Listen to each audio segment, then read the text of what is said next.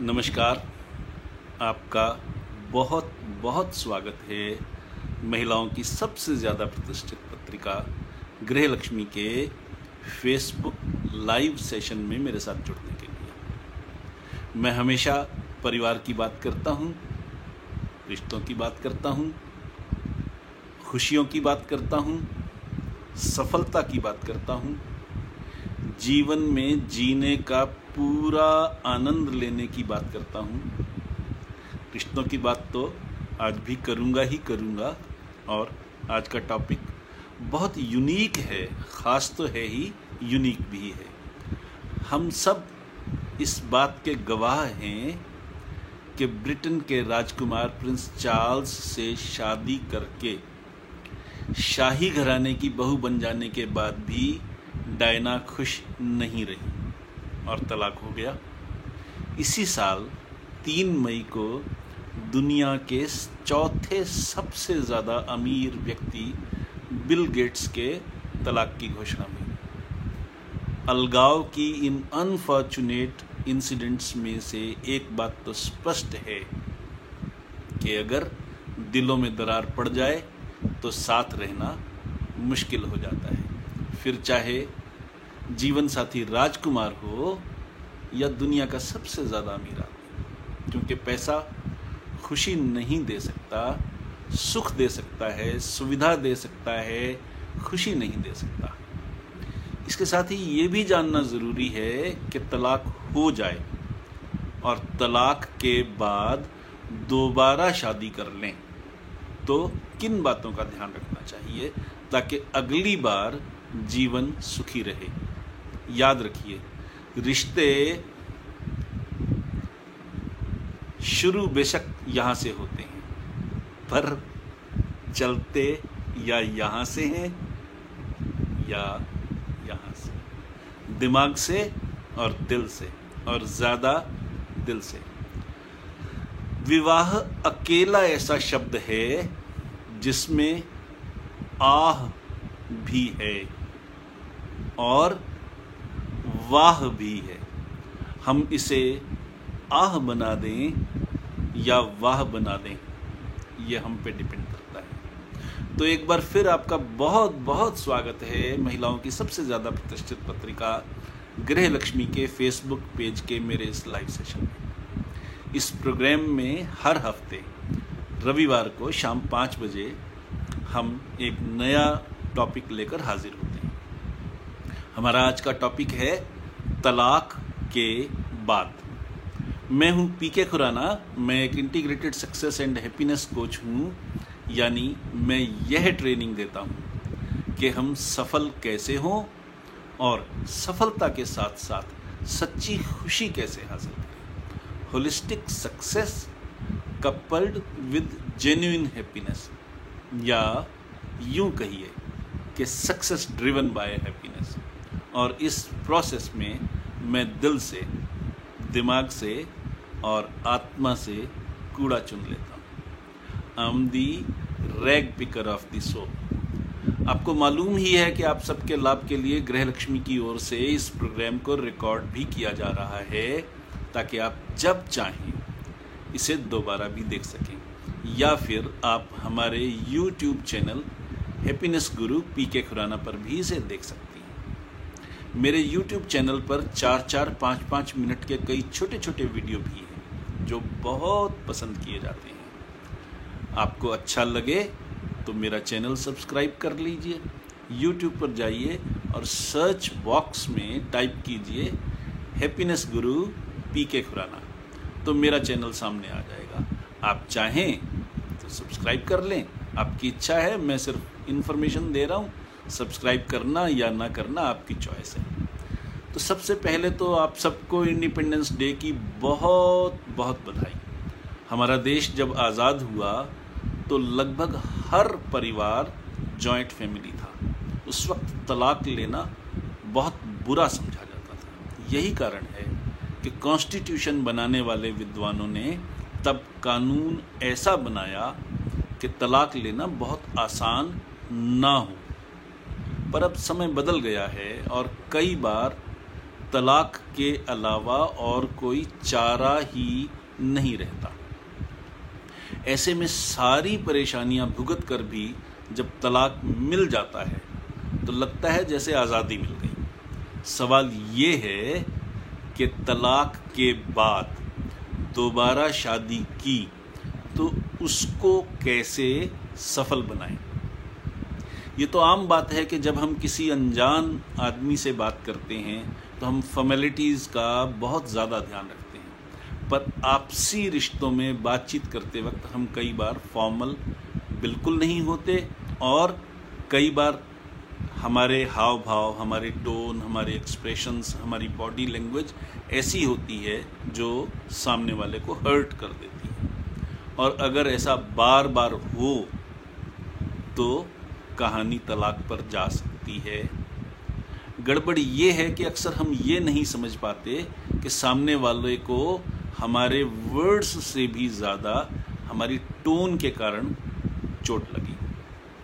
ये एक scientific fact है कि हमारे वर्ड्स का असर होता है, वर्ड्स की चॉइस का फर्क पड़ता ही है, पर उससे भी कहीं ज़्यादा फर्क इस बात से पड़ता है कि बोलते समय हमारी टोन कैसी थी, उसमें सटायर था, एंगर था, हिकारत थी, प्यार था, और छोटा बच्चा भी उस चीज़ को महसूस कर लेता है। इसी तरह बोले गए शब्दों से भी ज़्यादा फर्क इस बात से पड़ता है कि जो हम कह रहे हैं उसे कहते हुए हमारे एक्सप्रेशंस कैसे थे, हमारी बॉडी लैंग्वेज कैसी थी और हमारी टोन क्या थी। इन सब का असर शब्दों से ज़्यादा पड़ता है। अफसोस की बात है कि आपसी रिश्तों में हम इन्हीं चीज़ों का ध्यान नहीं रखते और अक्सर इन बातों के कारण ही नौबत तलाक तक पहुंच जाती है। आपसी रिश्तों में भी एक दूसरे की फीलिंग्स का ध्यान रखने की ज़रूरत इसलिए है कि ये सारी बातें दिल से चलती हैं, जहाँ कोई मल्टीप्लिकेशन, डिवीज़न, गुणा भाग नहीं होता, गणित नहीं होता, इमोशंस। खुशी का सबसे बड़ा रास्ता है सेल्फ कंट्रोल, यानी आत्मनियंत्रण, यानी आत्मसंयम। तो आइए समझने की कोशिश करते हैं कि आत्मसंयम से हमारा मतलब क्या है। वो आप किसी को बताना चाहती हैं और इस मामले में जीवन साथी से दिन भर जो कुछ आपने किया, जो आप पे गुजरी, जो भी कठिनाइयाँ आईं या अच्छाइयाँ हुई या कोई भी मज़ेदार बात हुई या कोई भी इंटरेस्टिंग बात हुई या कोई भी अजीब बात हुई, तो आप दिल करता है आपका कि वो किसी के साथ शेयर करें। और जीवन साथी से बढ़िया इसके लिए और कौन हो सकता है। तो आपकी इच्छा होती है कि आप वो सारी बातें अपने जीवन साथी को सुनाएं, वो ध्यान से सुने और उस पर अपनी राय दें। है ना ऐसा ही? इसलिए आपका दिल होता है कि आप पड़ोस वाली कम्मू अपने हस्बैंड के साथ खूब लड़ी, एक और पड़ोसन आज 3 बार प्याज मांगने आ गई, या जुगनी चाची ने दही भल्ले दिए पर दही इतनी खट्टी थी कि सॉस के बावजूद दही भल्ले एकदम बेस्वाद थे, वगैरह वगैरह। ये सब चीज़ें भी आप उनको बताना चाहती हैं। Internationally famed writer John grey की एक किताब है, बड़ी मशहूर हुई है, उसका नाम है men are from Mars, women are from Venus. यानी कि पुरुष जो हैं वो मंगल ग्रह से हैं और महिलाएं शुक्र ग्रह से।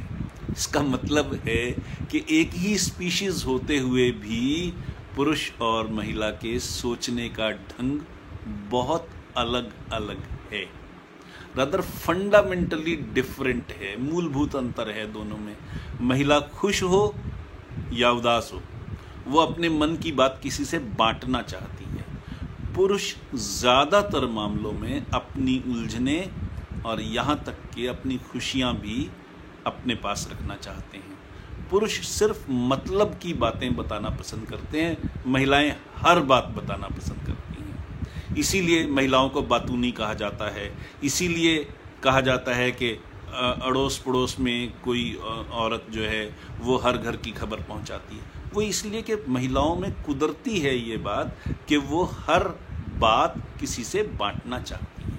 इसमें किसी का दोष नहीं है, ये कुदरत की दी हुई चीज़ है, कुदरत का बनाया हुआ फ़र्क है। जैसे हम दोनों के शरीर अलग अलग हैं दोनों जेंडर्स के, वैसे ही मन भी थोड़ा थोड़ा अलग है।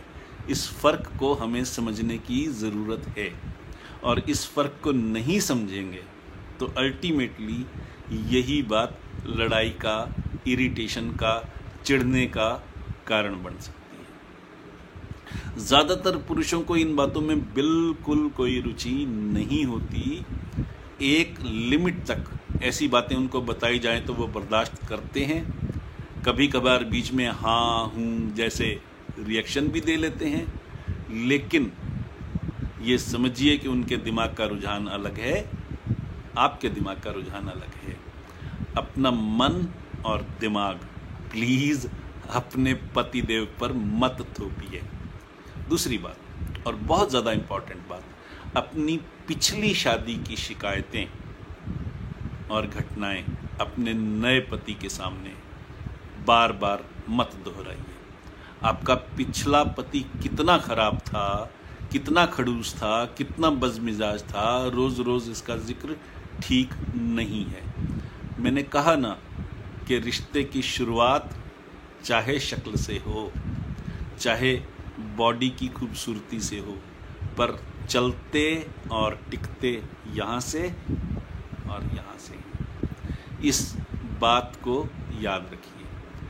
आपके नए हस्बैंड ये पसंद करेंगे महसूस करना कि आप स्ट्रांग हो गई हैं, पुरानी बातों को भूल गई हैं, आपने खुद को हील कर लिया है, पुराने ज़ख्म भर गए हैं और आप नई ज़िंदगी को एंजॉय कर रही हैं, पुरानी को भूल चुकी हैं। बीती ताही बिसारते। पुरानी बातों के जिक्र से पतिदेव को लगेगा कि आप किसी न किसी बहाने हर रोज़ पुराने पति को याद कर रही हैं, उन्हें भुला नहीं पा रही हैं। खुद सोचिए, ऐसा करके आप क्या कर रही हैं? हमें हमेशा ये सोचना चाहिए कि हमारे काम का रिजल्ट क्या होगा। अगर आप इस नज़रिए से सोचना शुरू करेंगी तो आपको मेरी बात एकदम से समझ में आ जाएगी। परिवार में रिश्ते सुधारने के लिए एक छोटी सी बात का ध्यान रखें कि अपने पति देव को महसूस करवाती रहें कि वो आपके जीवन के हीरो हैं। अच्छा होगा कि आप उनकी प्रशंसा अकेले में भी करें और सबके सामने भी। दूसरी ये कि अगर कहीं डिफरेंस ऑफ ओपिनियन हो तो शिकायत ना करें, कंप्लेंट ना करें, बल्कि अपने विचार सामने रखें। बहस करना और बात करना दो अलग अलग बातें हैं। शिकायत करना और बात करना दो अलग अलग बातें हैं। शिकायत बहस है, लड़ाई है, आक्रमण है, अटैक है। विचार सामने रखने का मतलब है कि हम सिचुएशन में इम्प्रूवमेंट चाहते हैं, किसी को क्रिटिसाइज नहीं कर रहे, सजेशन दे रहे हैं ताकि दोनों पार्टनर एक दूसरे की ज़रूरतों को समझ सकें और उसके मुताबिक खुद को ढाल सकें। व्हाट्सएप पर एक चुटकुला चलता है। चुटकुला ये है कि पति दो तरह के होते हैं, उनको दो कैटेगरीज में बांट सकते हैं। पहली कैटेगरी उन पतियों की है जो पत्नी के काम में हाथ बटाते हैं, हमेशा उसकी तारीफ करते रहते हैं, उसके मायके वालों के एहसानमंद होते हैं और ये मानते हैं कि उनकी पत्नी दुनिया की बेस्ट और मोस्ट ब्यूटीफुल औरत है। और दूसरी कैटेगरी वो है उन पतियों की है जो आपके हैं। तो याद रखिए कि सभी के पास दूसरी कैटेगरी के ही पति हैं। आपके पास भी, आपकी सहेली के पास भी, आपकी पड़ोसन के पास भी, यहाँ तक कि आपका भाई भी अपनी पत्नी के लिए दूसरी कैटेगरी वाला ही है। हार्वर्ड यूनिवर्सिटी में एक रिसर्च हुई थी। मैं अक्सर रिसर्च का इसलिए सिलसिला देता हूं क्योंकि वो टाइम टेस्टेड, साइंटिफिकली टेस्टेड चीज़ें हैं जिनसे हम सचमुच सीख सकते हैं। तो हार्वर्ड यूनिवर्सिटी की एक रिसर्च हुई थी। वहाँ रिसर्चर्स ने ऐसी लेडीज से बात की जो डेथ बेड पर थी और जिन्होंने सारी उम्र शादी नहीं की थी। उनसे पूछा गया कि उन्होंने उस उम्र ब्रह्मचर्य में बिता दी, इसके पीछे क्या राज है? तो उनका जवाब ये था कि ब्रह्मचर्य तो लोगों को दिखाई देता है, उन्होंने तो शादी इसलिए नहीं की क्योंकि वो एक परफेक्ट पार्टनर की तलाश में थी। इस पर उनसे पूछा गया कि इतनी बड़ी पृथ्वी, इस पूरे प्लेनेट पर आपको एक भी आदमी नहीं ऐसा मिला जिसको आप परफेक्ट मानती?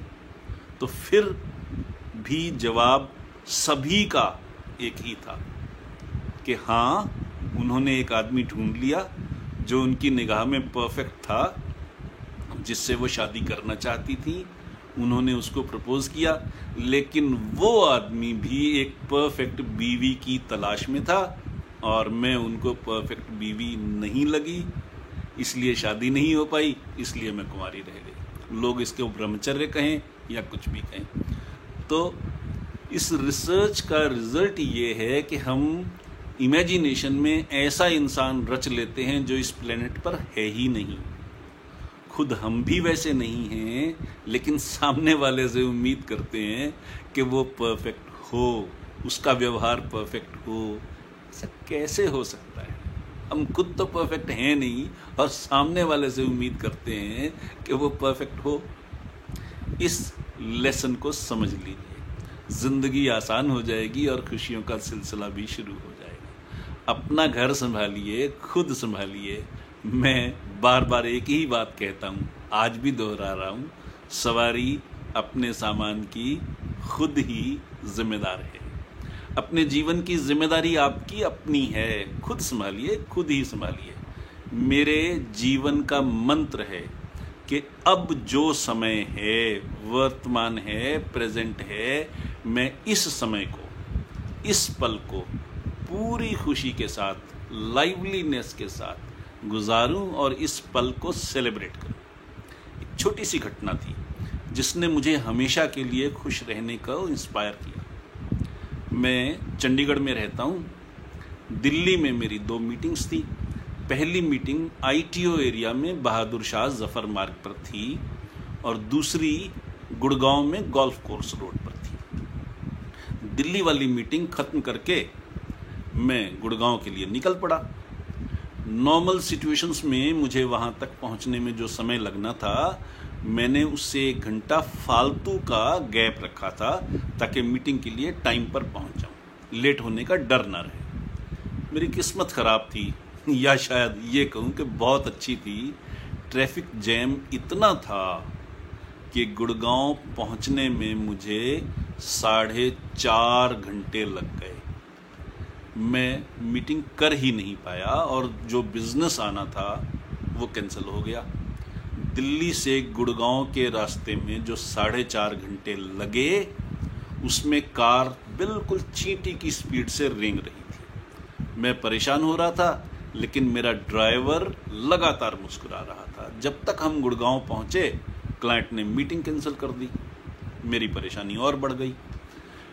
तब मेरे ड्राइवर ने कहा, साहब आप एक मीटिंग कैंसिल होने से परेशान हो रहे हैं, लेकिन सोचो साहब, हमारा एक्सीडेंट नहीं हुआ, कोई चोट नहीं लगी, जिंदगी बाकी है।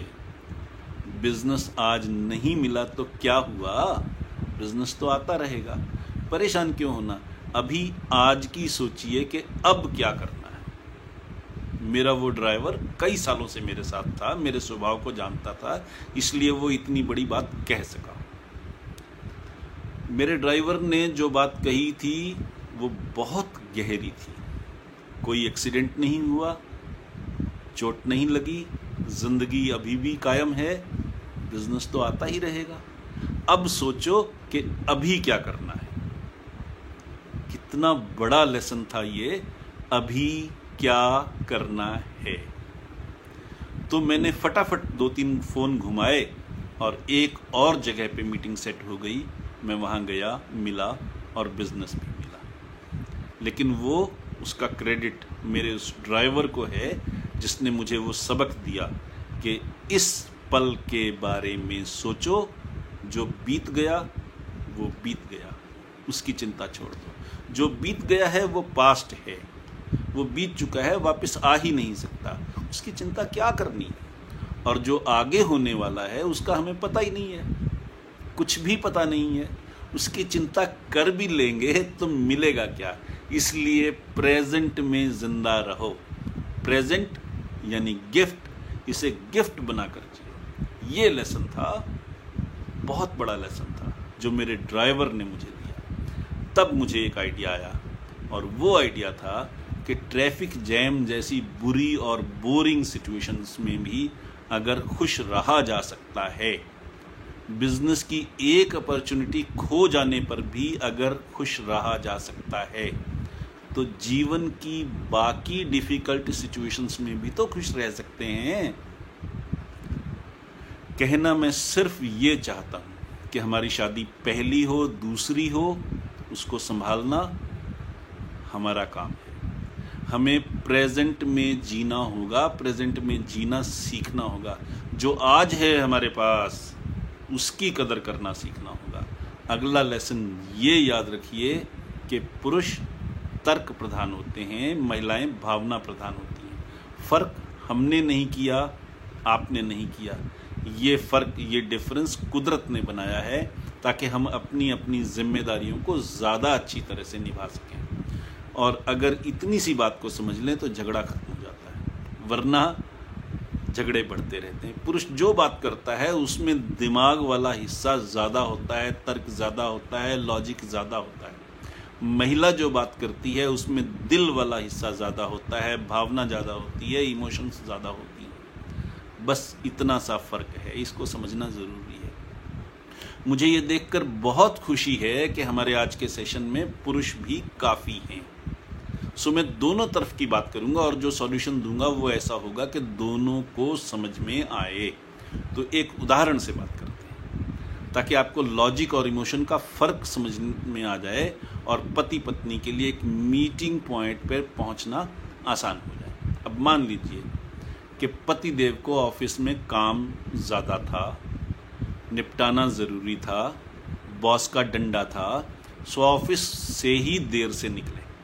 उसके बाद रास्ते में ट्रैफिक जैम, घर 1.5 घंटा देर से पहुंचे।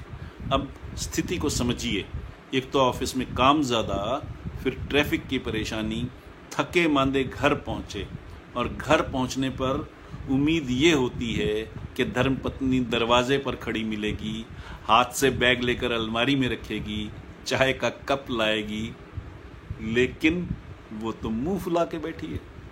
आते ही शुरू हो गई, आपने इतनी देर कर दी, मैं कब से इंतजार कर रही हूँ, पप्पू सिर खा रहा है, माँ जी ने जीना आराम कर रखा है, वगैरह वगैरह वगैरह। सोचिए बेचारे पति पर क्या गुजरी, वो क्या सोचकर घर आता है और घर आने पर पहला स्वागत कैसे होता है।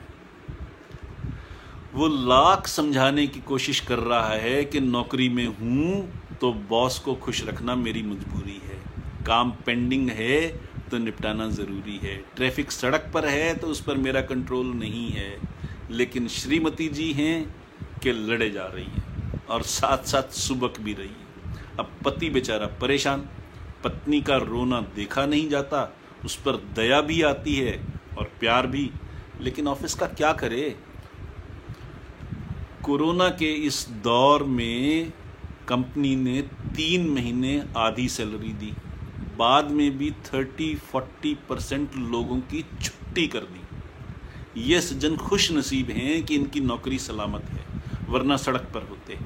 अब जब 30%-40% लोग ऑफिस में कम हैं तो काम का बोझ भी ज़्यादा है और बॉस को खुश रखना भी मजबूरी है। काम में देर हो जाना नॉर्मल बात है। दूसरी तरफ धर्मपत्नी है जिसने अपना परिवार छोड़ दिया पति की खातिर। वो हर तरह से पति का ध्यान रखने की कोशिश करती है, बच्चों को संभालती है, उसका रोना भी देखा नहीं जाता। क्या करे, क्या करे, बड़ी समस्या है। पति को कुछ भी समझ में नहीं आता, वो कंफ्यूज्ड है, सवाल का जवाब कुछ सूझ नहीं रहा। और पत्नी अगर सुबक रही है, लड़ रही है, तो झगड़ा बढ़ जाता है, घर में अशांति बढ़ जाती है, क्लेश बढ़ जाता है, तनाव बढ़ जाता है।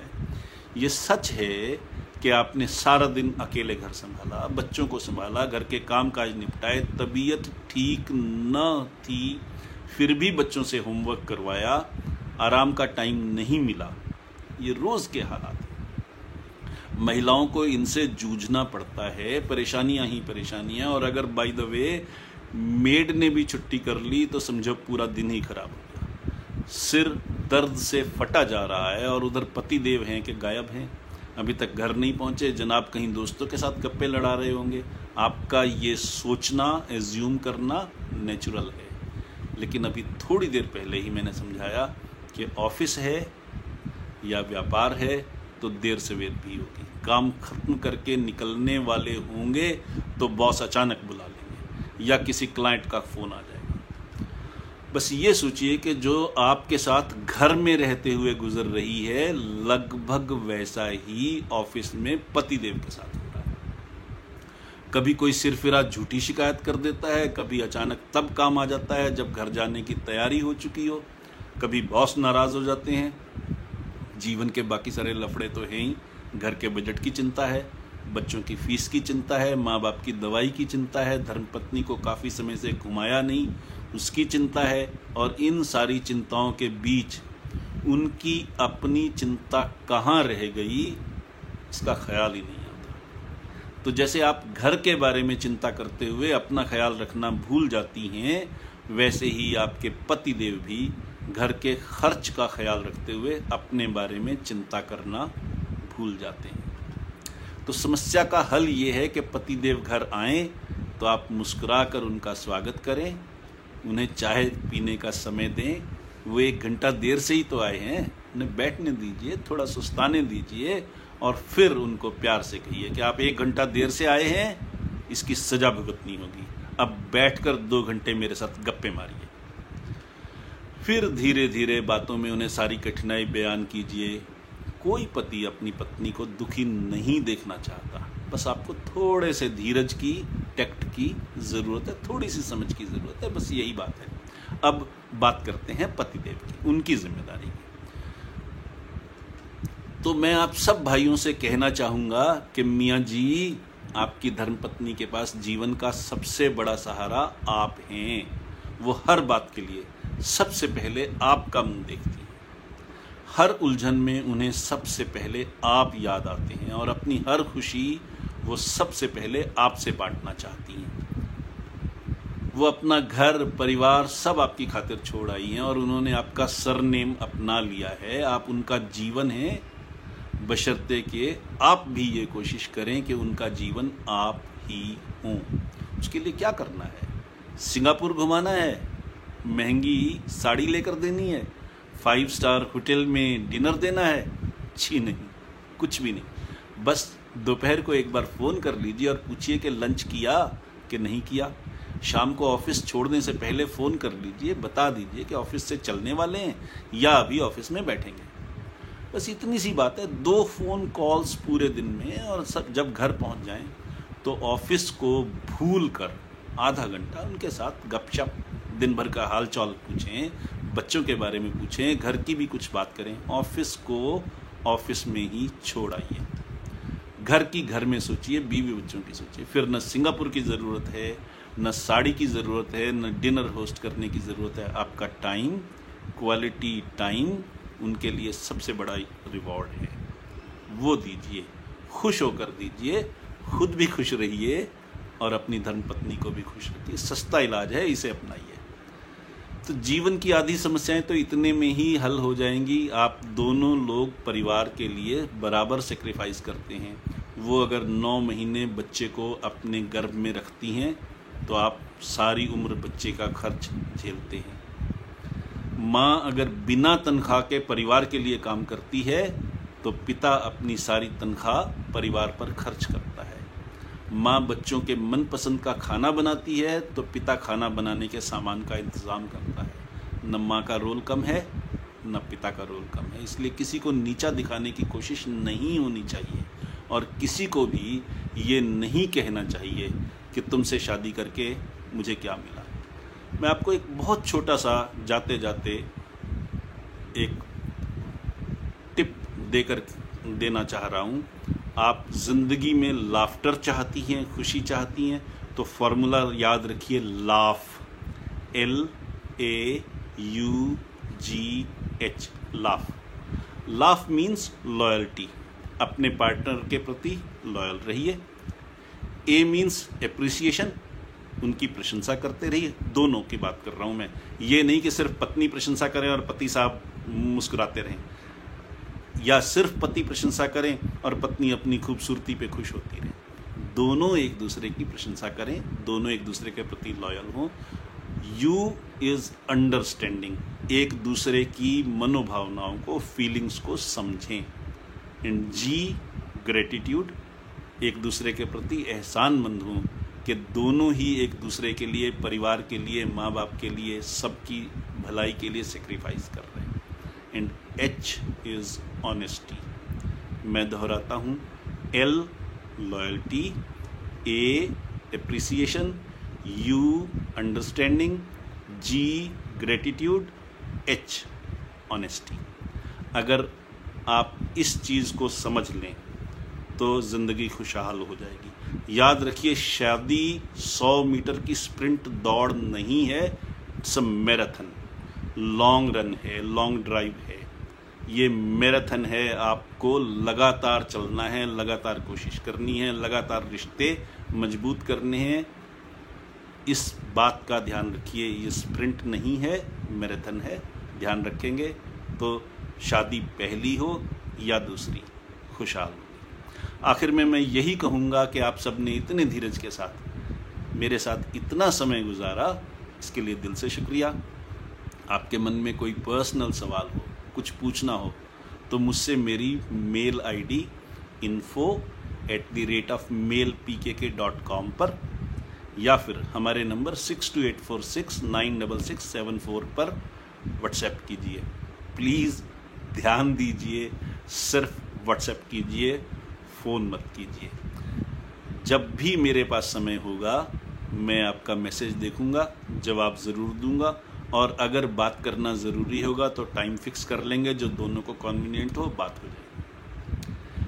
इसके साथ ही आपकी प्रिय पत्रिका गृहलक्ष्मी के फेसबुक पेज के इस लाइव सेशन का आज का टॉपिक तलाक के बाद अब समाप्त होता है। अपने होस्ट हैप्पीनेस गुरु PK खुराना को अब इजाज़त दीजिए। अगले हफ्ते रविवार को शाम 5 बजे फिर मिलते हैं एक नए टॉपिक के साथ।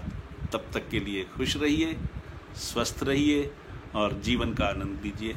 नमस्कार।